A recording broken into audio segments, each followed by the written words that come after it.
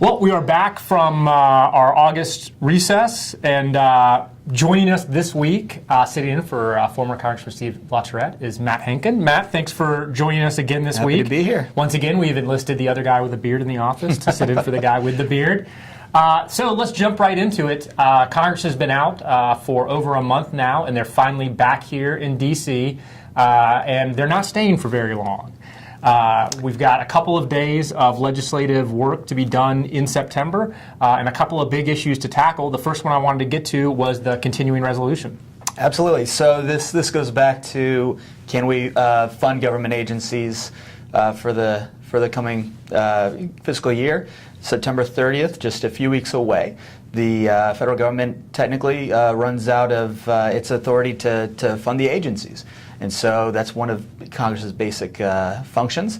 And so this week, the House Republicans, under Chairman Hal Rogers, introduced a continuing resolution, something that basically prorates last year's budget for a period of time starting in the new fiscal year.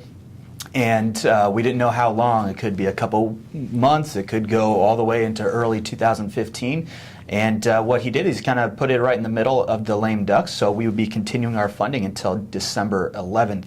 And so a lot of people think that that's good news, avoid, a big confrontation over, if it went too far out, the Democrats would be upset, and if it didn't go far enough, there probably would have been Republicans upset.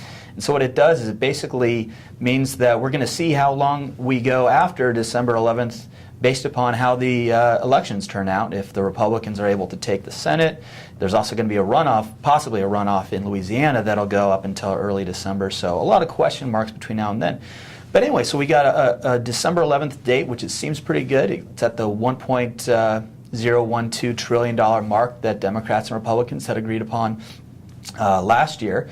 And then there's a number of anomalies, probably about a dozen or so anomalies, which are tweaks to last year's budget that are really regarding pressing issues. And so that's going to deal with border protection, VA issues, so after the controversy there, Ukraine. We're also looking at a weather satellite that's going to lapse pretty soon and reduce our ability to predict the weather. Things like that. Also Ebola. But also the EXIM Bank, which we're probably going to talk about in a few minutes, and that seems to be actually the most controversial provision that we're looking at. Yeah, and let's just get right to Export-Import Bank. Sure. This was an issue. Reauthorizing the Export-Import Bank was at one time just a done deal, especially among Republicans, business Republicans. It's heavily supported by the Chamber of Commerce. Businesses everywhere love the Export-Import Bank. Unfortunately, it's become kind of the cause celeb among conservative groups and Tea Party groups to oppose the Export-Import Bank.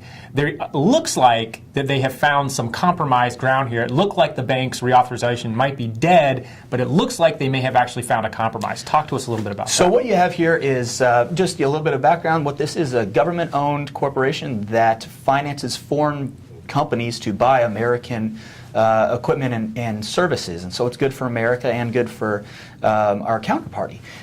It's a self-sufficient program, so it's not drawing in any taxpayer dollars. It actually brings money into the federal treasury. So it's a good program. Supporters will say it's a good program. Critics say it's a form of government, corporate welfare, and that it crony affects capitalism. Crony capitalism affects the markets, and so they'd like to see it actually done away with. And it expires on September 30th, just like our federal budget. And so a lot of people were really concerned about what's going to happen. And so what we have now is Jeb Hensarling, chairman of the House Financial Services Committee, who's long been a staunch opponent of the EXIM Bank, has reached an agreement with House leadership where they will extend, reluctantly, they're going to extend the EXIM Bank until June 30th of next year. This is what they call decoupling it with the fiscal calendar, because if they expire, if EXIM and our federal budget expires on the same day, there's a lot of leverage to play by keeping those together and extending it along with the federal budget. So what he's trying to do is have a separate debate on EXIM in June, although a lot of Democrats are concerned that if we do decouple it, House Republicans are just going to let EXIM expire in June. And so they're trying to recouple the sunset date on EXIM to December 11th so that it stays consistent with the continuing resolution. that has a lot of conservative groups concerned. Heritage Action and Club for Growth have asked members to oppose the entire CR just because of the EXIM Bank provision. So that's definitely a big one. Well, and I want to close with something that we probably expected was going to be an even bigger one, and quite frankly, immigration. There's a lot of talk before they left for August that President Obama was going to act unilaterally on immigration. In fact, he promised he would. Yeah. It had a lot of Democrats, particularly in-cycle red state Democrats, terrified of what it meant politically. I expected we were going to be talking a lot this week about what the president had done and what it means. Mm-hmm.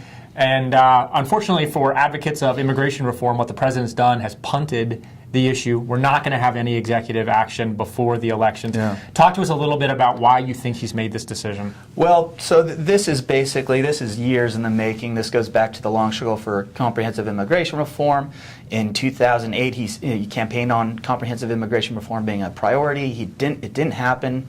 2010, the DREAM Act, which is kind of the easiest part of immigration reform, for at least for some people.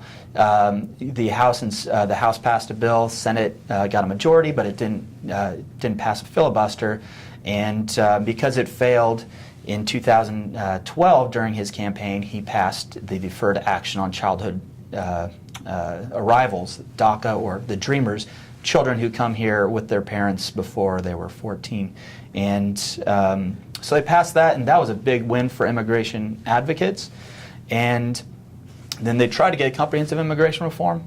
It passed the Senate last year with 68 votes, and they tried to do something in the House. When it was announced that that immigration reform was dead in the House, the president said, he went to the American people, did a Rose Garden speech, and said, well, if the House and Congress are not going to act, I'm going to use my authority under statutes that have already been adopted to see what I can do. So he's examining that, and that really scares Republicans, that if he has the legal authority to defer deportation on children who are illegal immigrants, he can probably use that same justification to defer deportation on adult illegal immigrants. So that has Republicans very worried. People are even talking about possibly filing motions to impeach the president if he does this. That also scared a lot of red state Democrats in the Senate, and I don't think that he really had done much outreach to some of those senators beforehand, so he was surprised at how much they opposed what he's doing. So in the end, he comes up with something that seems a little too clever by half. He's not going to take it off the table. He's just going to not do it before the election, which I think might satisfy some people, but it also could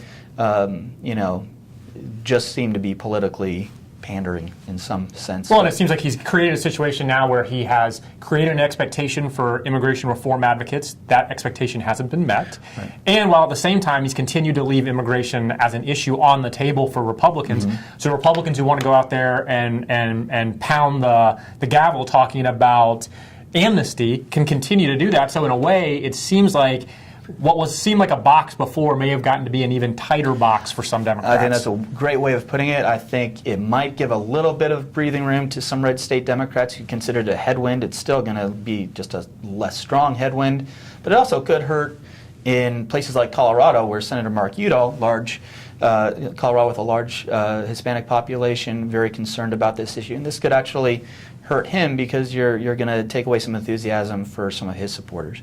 So overall, I think a tight box is a good way of putting it. Well, I'm sure it won't be the last time that we're talking about immigration reform. It's the last thing we're going to talk about today. Matt, thanks for joining us. Thank you.